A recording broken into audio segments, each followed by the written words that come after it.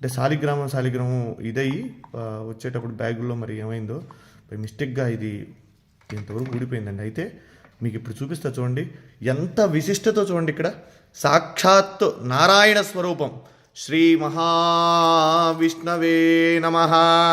సశంఖచక్రం సకిరీటకుండలం సపీతవస్త్రం సరసీరుహేక్షణం సహారవక్షస్థలశోభికౌస్తుభం నమామి విష్ణుం శిరసా చతుర్భుజం.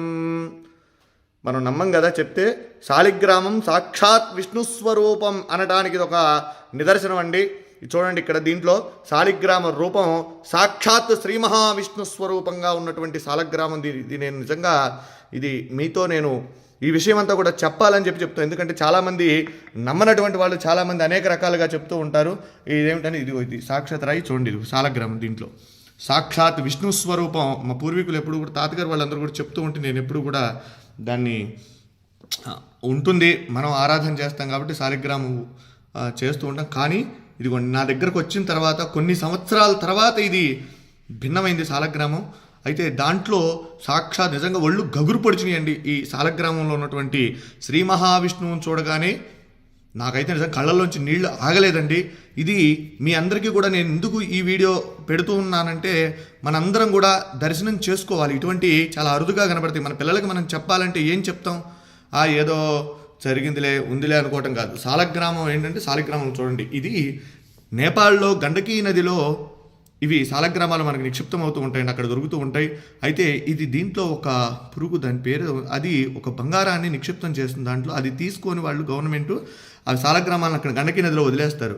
అవి కిందకి ఇలా కొట్టుకుంటూ వచ్చినటువంటి శాలగ్రామాలలో ఇవన్నీ కూడా అక్కడి నుంచి వచ్చినాయే.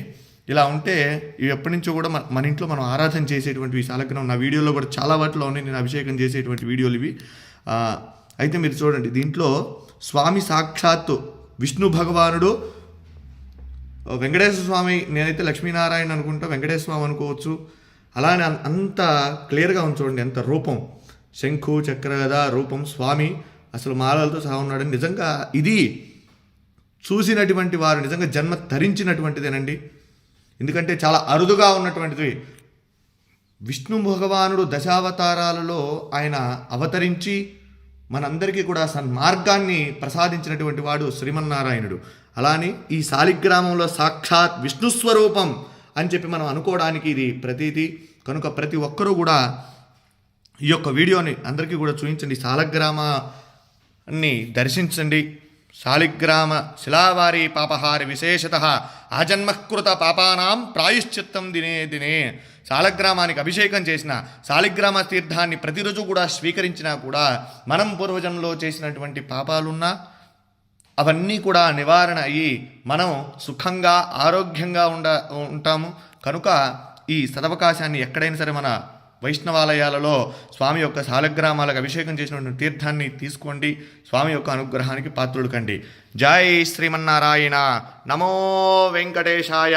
సశంఖచక్రం సకిరీటకుండలం సపీతవస్త్రం సరసీరుహేక్షణం సహారవక్షస్థలశోభికౌస్తుభం నమామి విష్ణుం శిరసా చతుర్భుజం.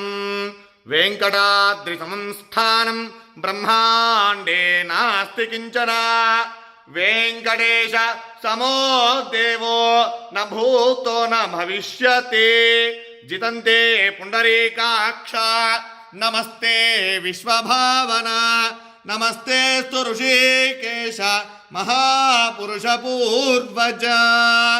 సుదర్శన మహాజ్వాల కోటి సూర్య సమప్రభా. అజ్ఞానాం తస్య మే దేవా విష్ణో మార్గం ప్రదర్శయ. జై శ్రీమన్నారాయణ. జై జై శ్రీమన్నారాయణ.